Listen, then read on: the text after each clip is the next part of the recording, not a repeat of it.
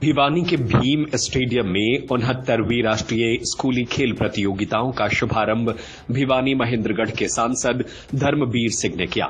26 से 30 नवंबर तक चलने वाली इस प्रतियोगिता में देश के सभी राज्यों से आई लड़के और लड़कियों की 19 आयु वर्ग के एथलेटिक्स की कुल 38 टीमें हिस्सा ले रही हैं। इसके अलावा 5 दिवसीय इस आयोजन में 1599 खिलाड़ी और लगभग 200 कोच, मैनेजर, डीपीई, पीटीआई व अन्य खेल अधिकारी भाग ले रहे हैं। प्रतियोगिता में 100 मीटर दौड़ से लेकर चक्का फेंक, गोला फेंक, ऊंची कूद, बाधा दौड़ और ट्रिपल जंप जैसी स्पर्धाएं होंगी। उद्घाटन समारोह में सांसद धर्मवीर सिंह ने विभिन्न राज्यों से आई टीमों का परिचय लिया और खिलाड़ियों की परेड का निरीक्षण किया। अपने संबोधन में सांसद धर्मवीर सिंह ने कहा कि प्रधानमंत्री मोदी के नेतृत्व में फिट इंडिया मुहिम को देश भर में बड़े स्तर पर आगे बढ़ाया जा रहा है ताकि युवा स्वस्थ और फिट रह सके। उन्होंने बताया कि सभी सांसदों और विधायकों को अपने क्षेत्र में अधिक से अधिक खेल आयोजन करवाने के लिए प्रोत्साहित किया गया है और इस दिशा में तेजी से कार्य हो रहा है।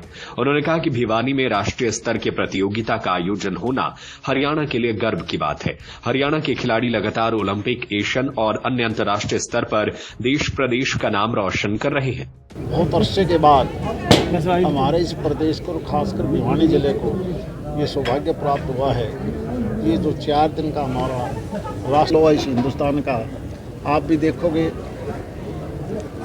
और बहुत से प्रदेशों के खिलाड़ी तो ऐसे हैं, क्योंकि हम धीरे धीरे ओलंपिक हो, एशियाड हो, कॉमनवेल्थ हो, हमारे बच्चे अब पहले की बजाय सारे के सारा देश लगा हुआ है फिट इंडिया के नाम पर। माननीय मोदी जी ने एक नारा दिया कि फिट इंडिया, तो ये किसी भी के लिए, हमारे बुजुर्ग भी कहते थे कि सबसे पहले निरोगी काया, यहीं से पैदा होती है। हरियाणा के खिलाड़ियों का 35% से ज़्यादा खिलाड़ी सारे हिंदुस्तान का अगर एवरेज आती है तो हरियाणा की आती है। हर प्रकार के खिलाड़ी और हर प्रकार के गेम, बड़ा संदेश जाएगा यहाँ। हमारे गेम आप देखते होगे, अब तो ओलंपिक एसोसिएशन, फेडरेशन अलग से लगी हुई है, ग्रामीण खेल कूद अलग हैं, प्राइवेट स्कूल वाले अलग खिलाते हैं, यूनिवर्सिटीज़ के गेम अलग हैं, कॉलेज।